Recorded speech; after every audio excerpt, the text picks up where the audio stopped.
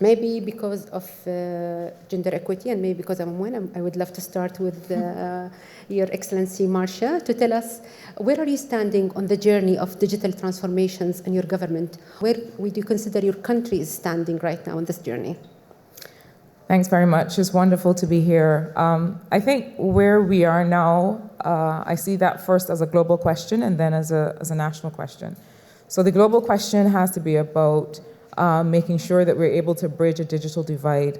The nature of digital transformation is such that there are no borders and there are no boundaries. And so one country's progress is only as far as, or the world's progress is only as far as each country's progress. And I think that's an important thing to realize, and why partnerships like the ones that we're able to forge here with the help of the UAE are so important to make sure that countries, that we fully democratize access to digitalization.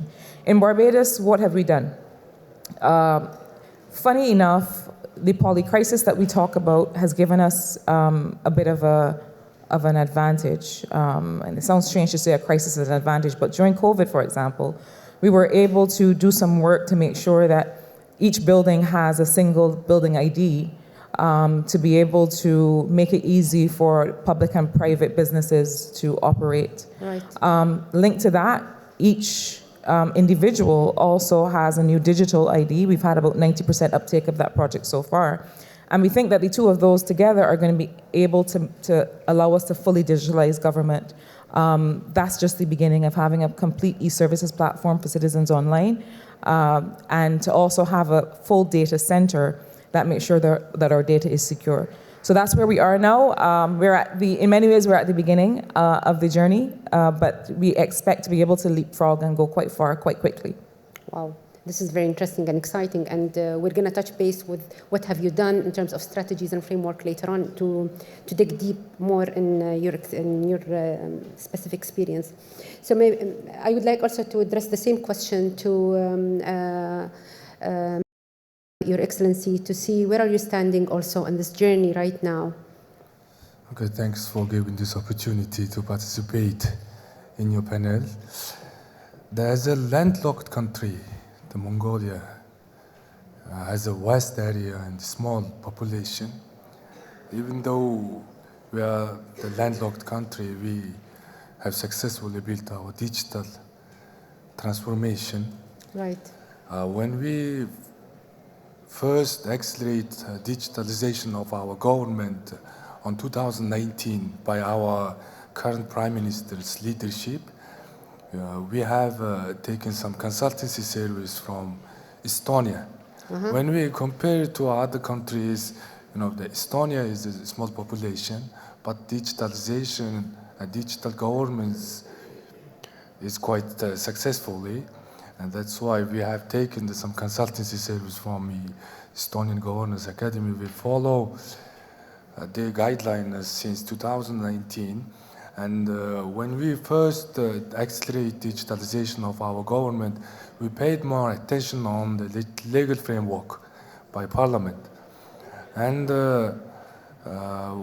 for me, when I was elected as a member of Parliament in 2016, we were initiated the ad hoc committee of digital policy with our member of Parliaments. Right. And I was re-elected as a member of Parliament in 2020. That ad hoc committee expanded as a standing committee, and we started to submit 5 different comprehensive digital development law in terms of cybersecurity, public information transparency, cybersecurity, e-signature, and virtual access service provider, different laws.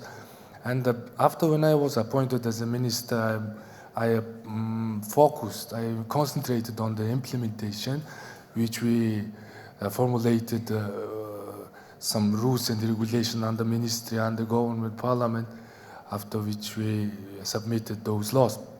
And that law is now, we have followed the guidelines, followed the laws, and after that time, we introduced eMongolia unified platform to the public.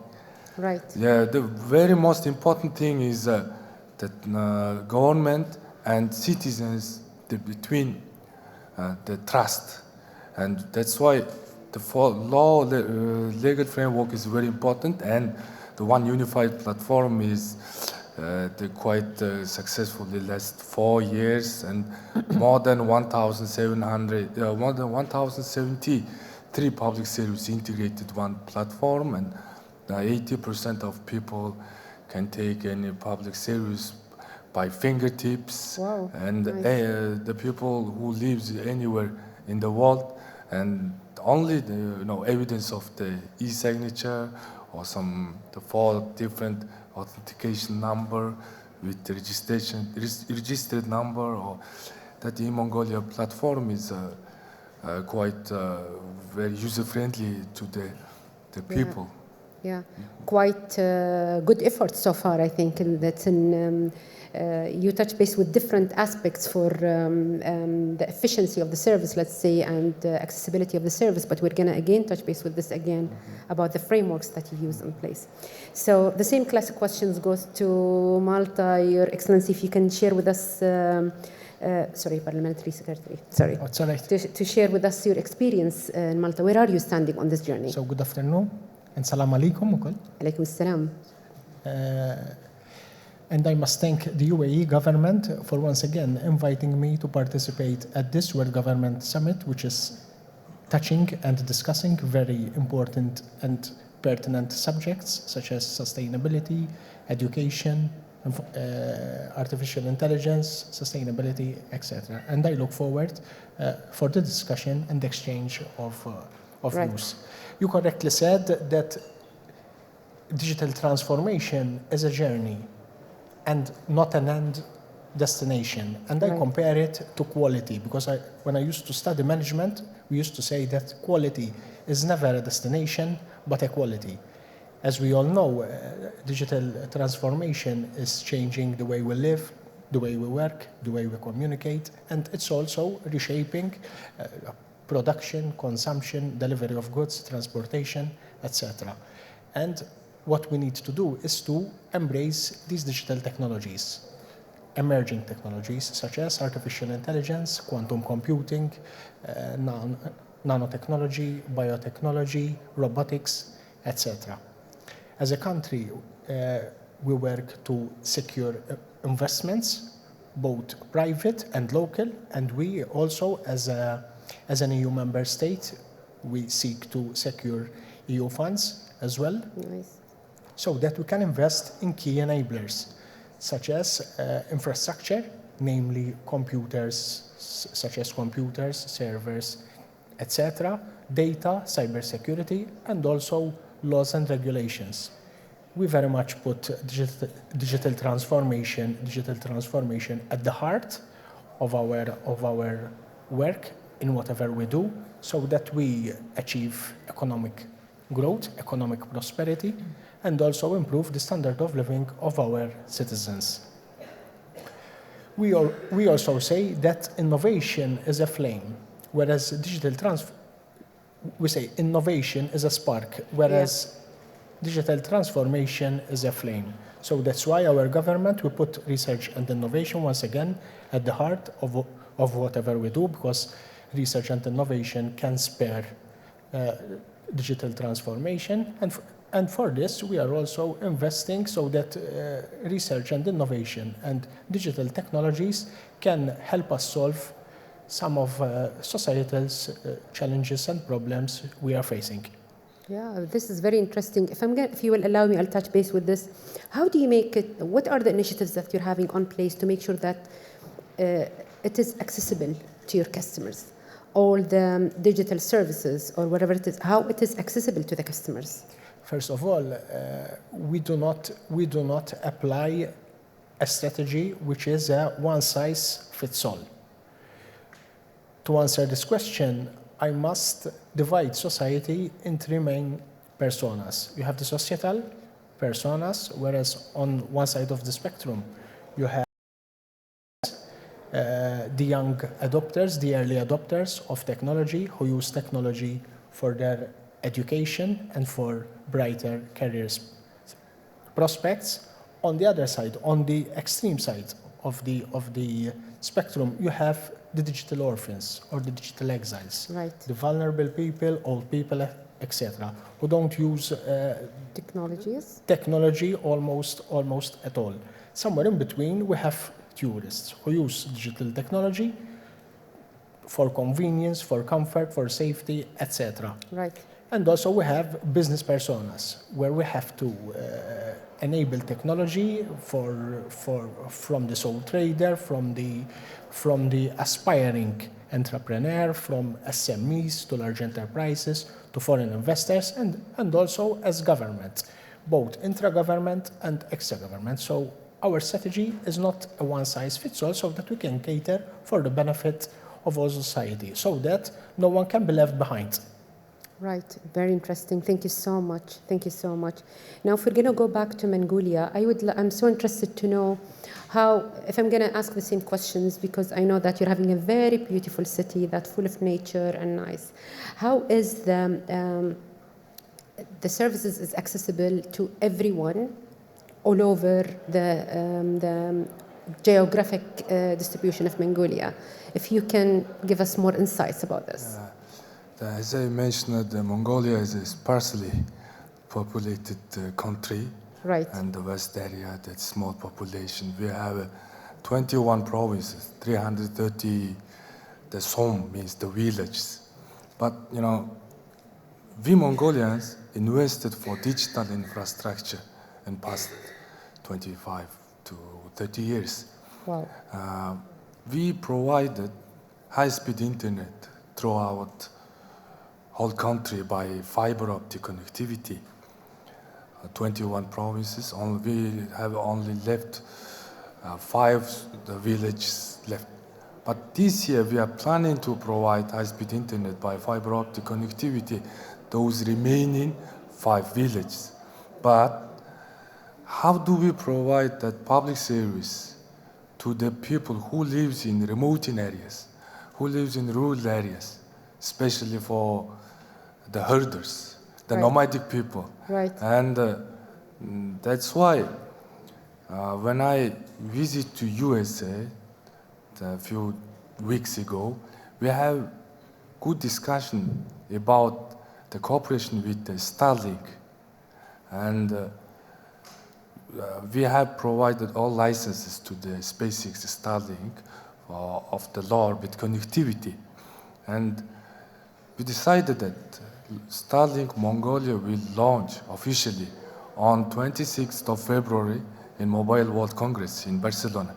And number of the people who lives in remote areas can take internet by Starlink.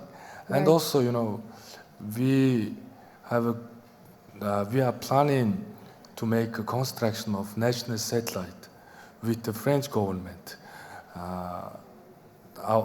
We signed on the agreement with the Thales Alenia Group and French government during our president's official visit in France, the presence of the 2 presidents.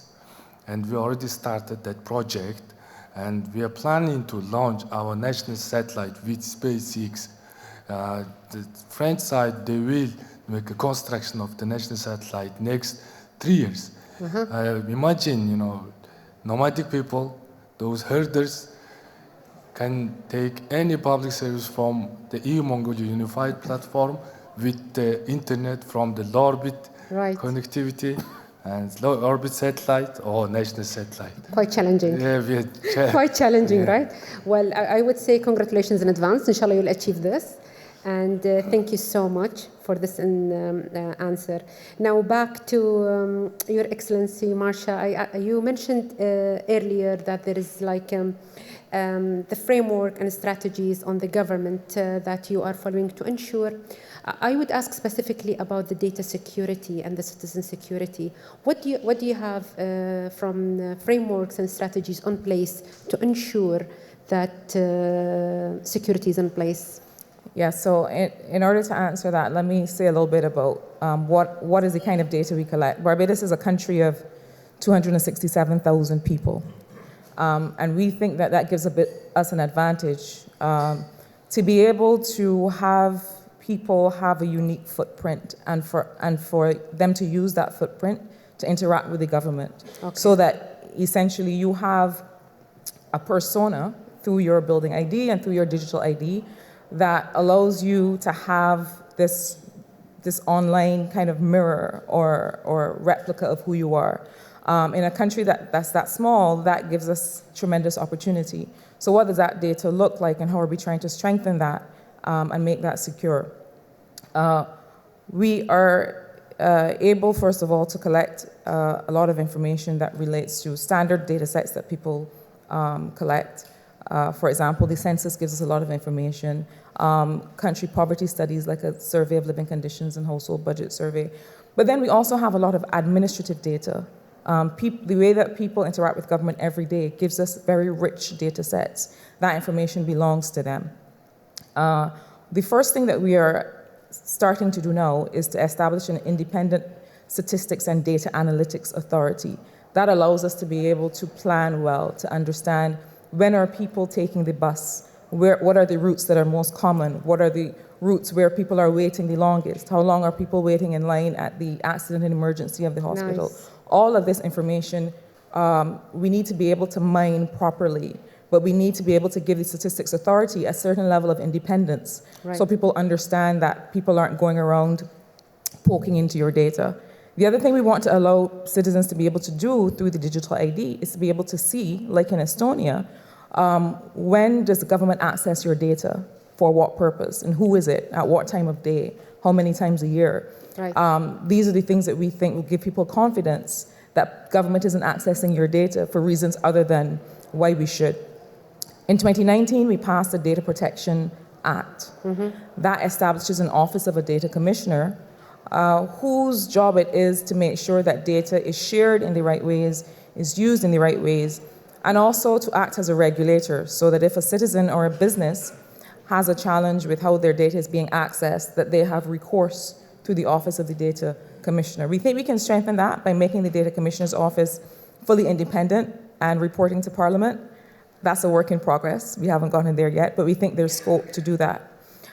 We also have, before the upper house Parliament right now, a cybercrime bill. And that is in order to make sure that we discourage tampering with computer systems. As we work to have stronger and better data centers, we have to make sure that people's data is secure and that people won't try to tamper with those systems. People won't try to use certain malicious coding and so on to disrupt the business of government. But we also want to use those data centers in a way that stimulates private sector activity, so that we ring-fence critical government data, but then there are other kinds of administrative data sets that companies can use to strengthen their products, and we have to make sure that those are secure. So it is a work in progress, but we think that we are on the right road to make sure that citizens have a certain level of trust in how we are protecting their information. This is really, really, really very important, because it builds the trust, you know.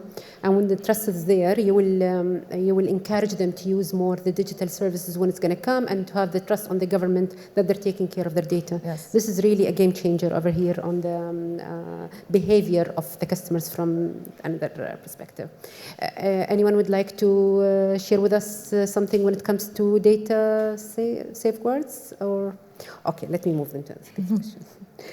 Well, in the context of UAE digitalization journey, over here we're very innovative on the way that we deliver the service. We have streamlined a lot of regulations, a lot of policies, a lot of processes to make sure that the services is seamless from the back end. From the front line to the customers, and from the back end we take all the work as government. I would like to hear from you, if you don't mind, Your Excellency, what are the, let me say, the success story when it comes to proven, let's say, streamlining regulatory or process on anything when it comes to digitalization arena.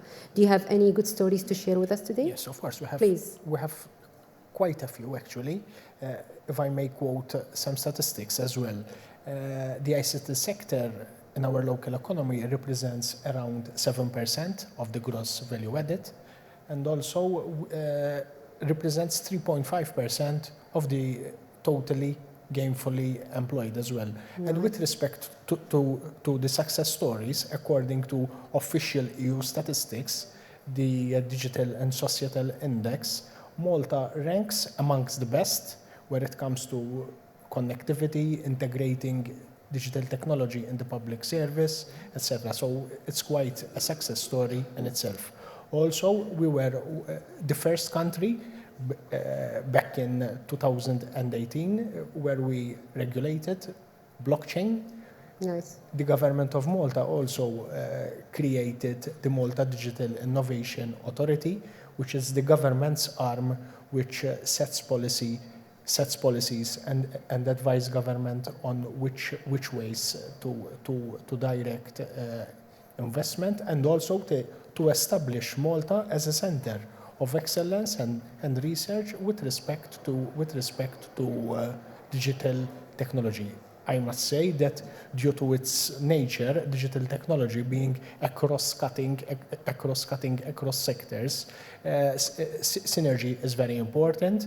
Yes. And a memorandum of understanding was also signed, the Malta Council for Science and Technology, which is the funding agency for research and innovation. And I am pleased to inform that we are going to launch a specific thematic program in this field as well.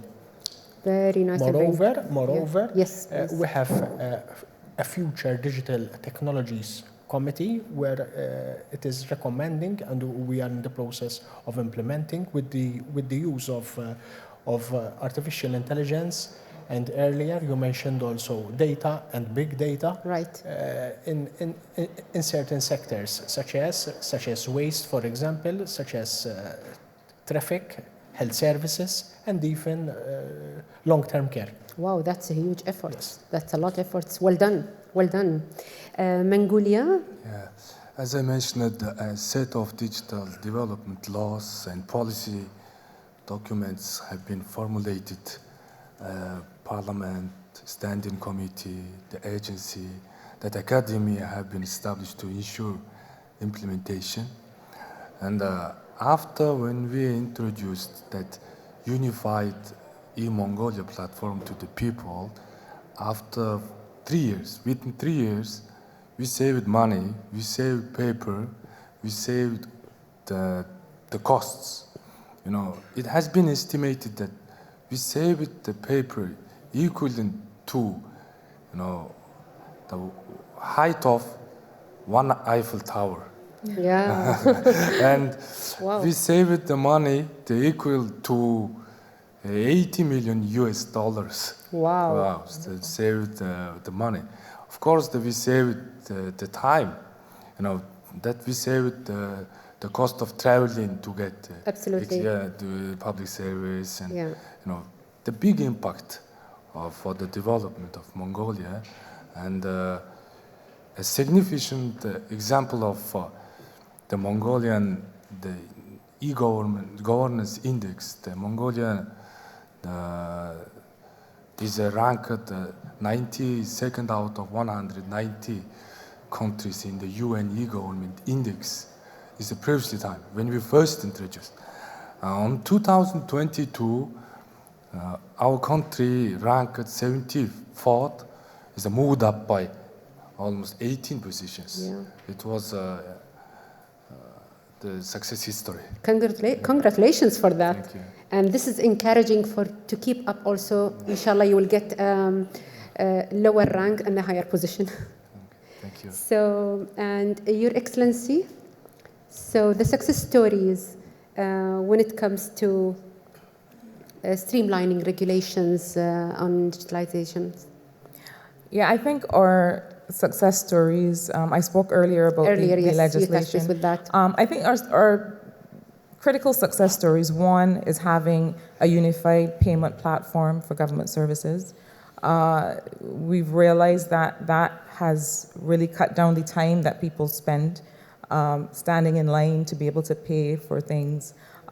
We've also noticed that we're able to better track revenue from government services to understand, what are the services that are earning but also just simply make it easier for service providers to collect payments and to interact with the government system, both at the level of the citizen of companies. So that's been, having a unified payment platform has been one of the success stories. I'll give you two more quickly, and one of those is more at the micro level of citizens, and the other is at the level of investment.